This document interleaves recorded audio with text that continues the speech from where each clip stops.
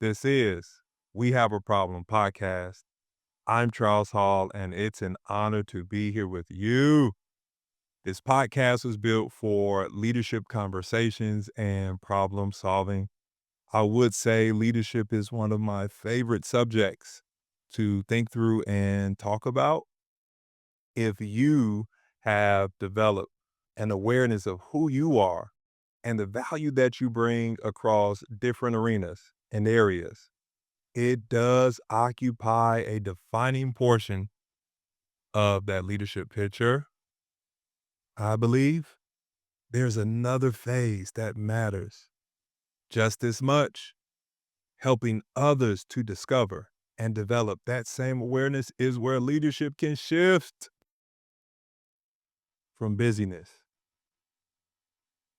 to betterment. To that end, and with your permission, let's begin and let's build.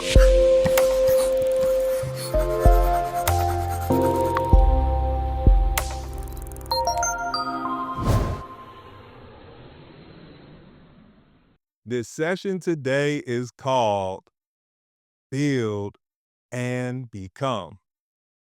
This session today is called Build and Become. I am wide-eyed with expectation. I'm overwhelmed with joy because I believe that this one right here, it will help in so many different ways. I truly believe it. I do. I was having a meaningful conversation with a leader one day, and this leader was my wife. It just sounds good when I say there was another leader and we were in this important meeting that I was holding. And after the main meeting, we had another meeting, and I began to download some critical and necessary information about the nuances of navigating and figuring things out within the infrastructure of the organization. Okay, no, no. But she said, Charles, I see your work, but can you take a moment and can you share your heart with me and tell me what it means when you say you help people and organizations to build and become? I said, babe, I don't need to share my heart with you because you already have it. She said, oh, stop it, Charles. Oh, stop that. Okay, my wife's name is Diamond, and she is a diamond. I absolutely love this woman right here. Let's put up another one. That she is she's a sweetheart. She is a powerhouse. She is a beautiful woman and lady inside and out. I'm not doing this because she's watching it. I'm doing it because it's the truth. This is what I go on to share in the moment. A finished building is not the same as a functional one. A building that's complete without occupancy is still vacant. It may be complete in structure, but it has not yet been activated in purpose. In the same way, people can be built and still never become. Capacity can exist without expression. Preparation can exist without participation. What we build is meant to become something lived, not stored. So awareness and architecture must move forward to actualization. So awareness and architecture must move toward actualization. It's already an arduous task figuring out who you are, only to get there and be elaborate in awareness and empty in execution. That is why leadership does not stop at construction. Leadership continues in occupancy. This is where the progression matters. This is where the progression matters. So as we build first, we gauge. Gauging is discovery. It is assessment without assumption. It is taking the time to understand where someone actually is, not where we hope they are or where we think they should be. Gauging listens before it speaks. It observes skills, awareness, confidence, and context. When leaders skip gauging, direction begins to feel like pressure. You can unknowingly expect a 9 out of someone who currently can only produce a 3, a 4, or maybe 5 on the scale.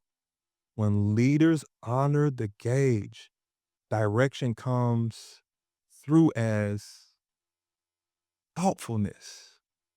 It comes through as a calculated thought or a process to an end that I care beyond just putting you and forcing you and placing you in position. With that, unrealistic expectations are absent based on them not being shared. After we gauge, we guide. Guiding is direction. It's giving precise, intricate direction.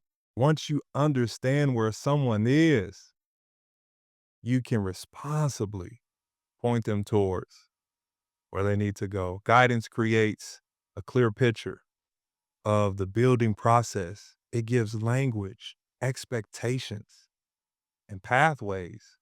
Guiding does not rush people. It's finding the right rhythm and regimen tailored to build both within and alongside the person or the personnel you're developing. This is where leadership becomes visible because direction turns potential into motion. For example, when you assign a task, how someone approaches it reveals more than the outcome.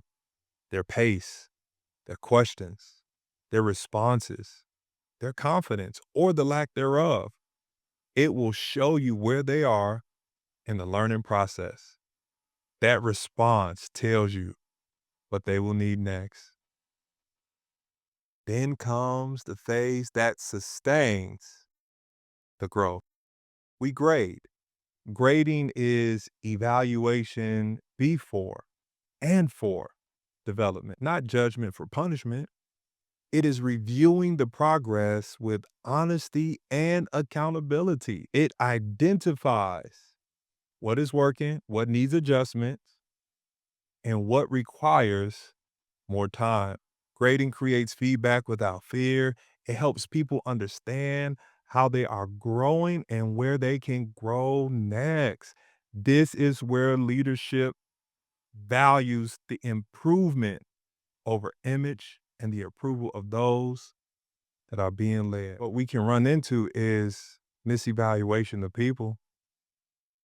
In those moments, we'll exchange a higher number on the scale, which they don't currently produce, for camaraderie or some sense of approval that you accept me as a leader. So, no, I don't degrade. I do not degrade. I do not degrade, but I do grade according to a real assessment. I speak potential, but I make a point to share where people really are so that they can actually get to where they are intended to be.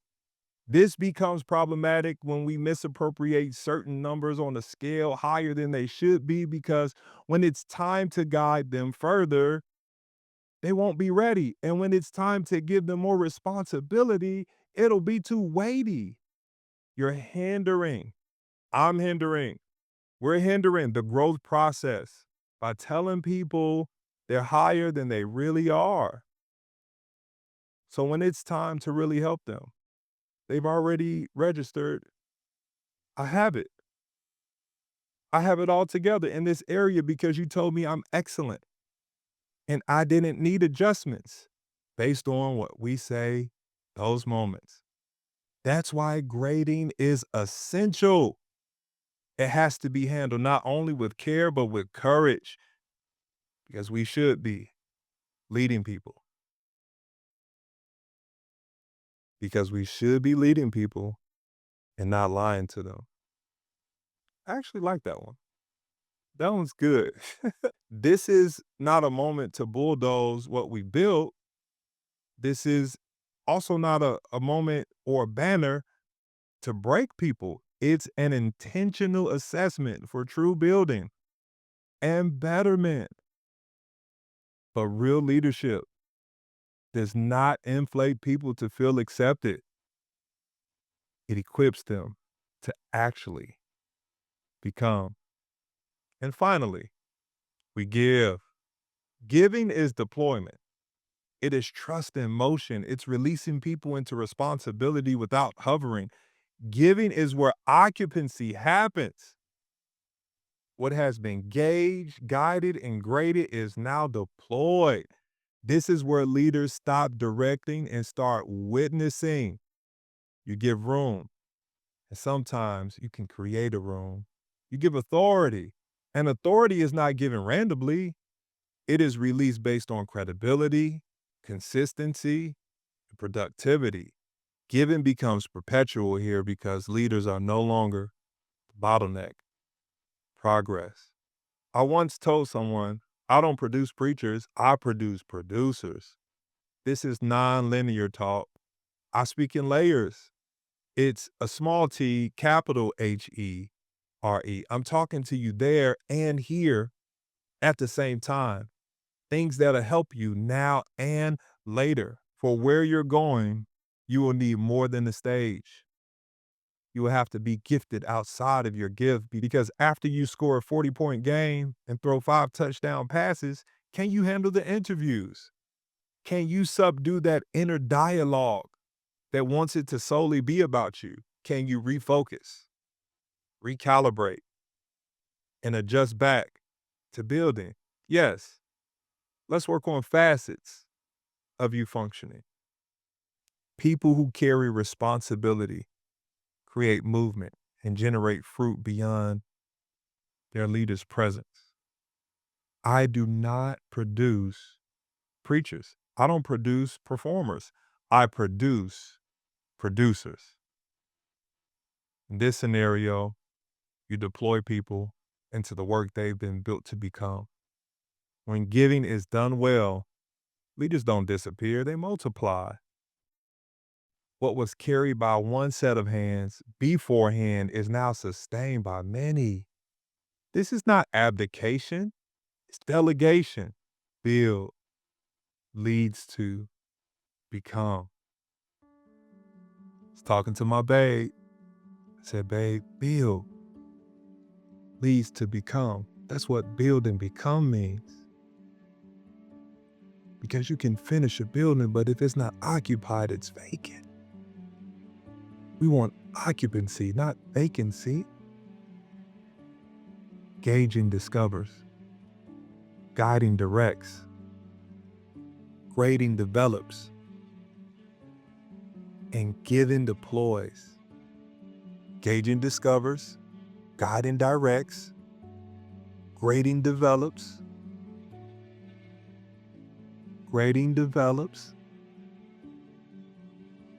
and giving deploys. And when leaders honor that flow, spaces are activated and people stop being prepared without purpose. One of my favorite books in the Bible is Philemon. And there are 5 books in the Bible that have one chapter, and Philemon is the first one, I believe, in the New Testament that has one chapter. Paul is giving us a beautiful depiction of leadership in this book. It's brilliantly, beautifully laid out.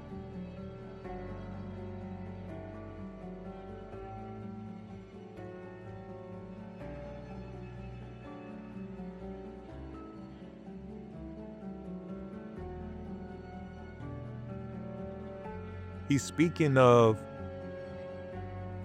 a moment in his life when he is in prison, chained up.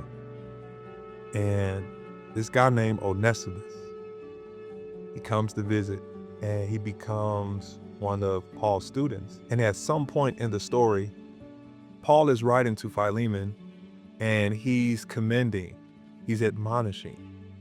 He is in a celebratory way telling Philemon, you need to recognize and understand who Onesimus is. I'm not sure who he was for you before, but I'm going to send him to you.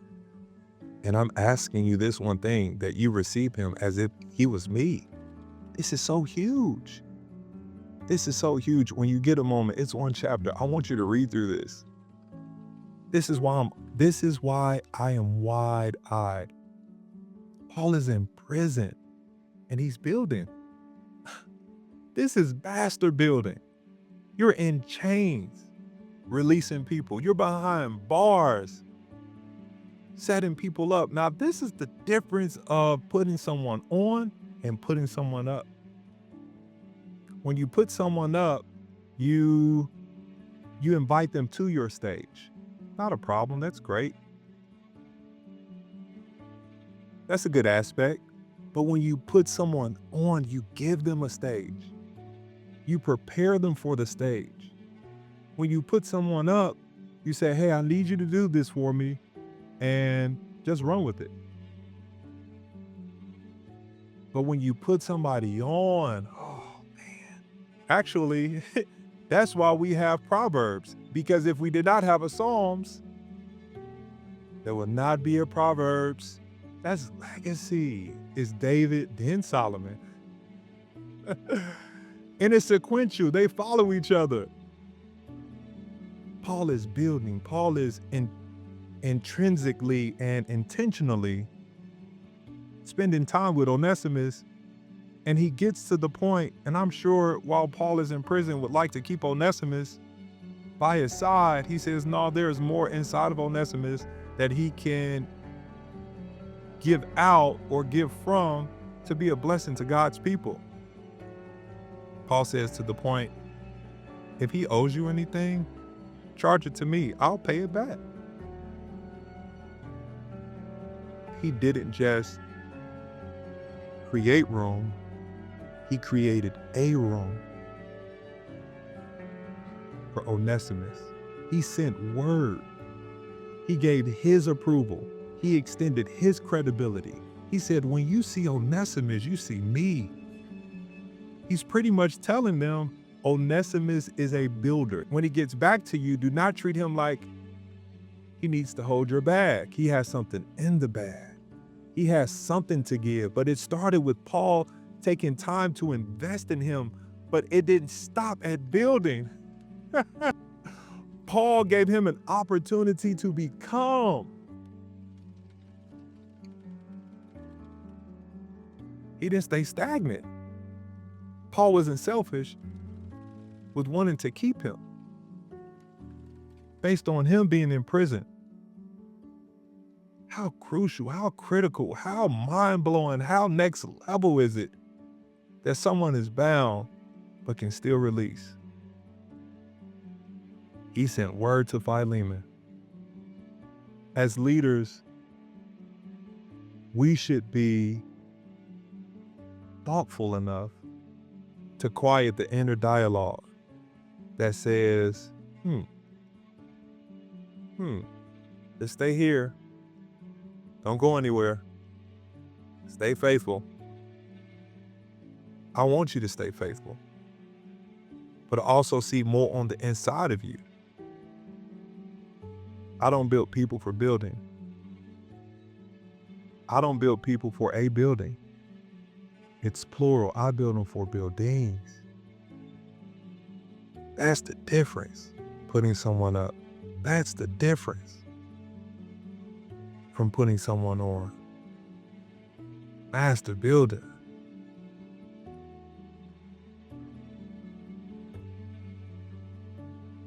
Now the contrast to this outlay or outlook would be Elijah and Elisha. Elijah is my God. He's another famous character in the Bible, but his leadership style was different. And it was noted for us to read.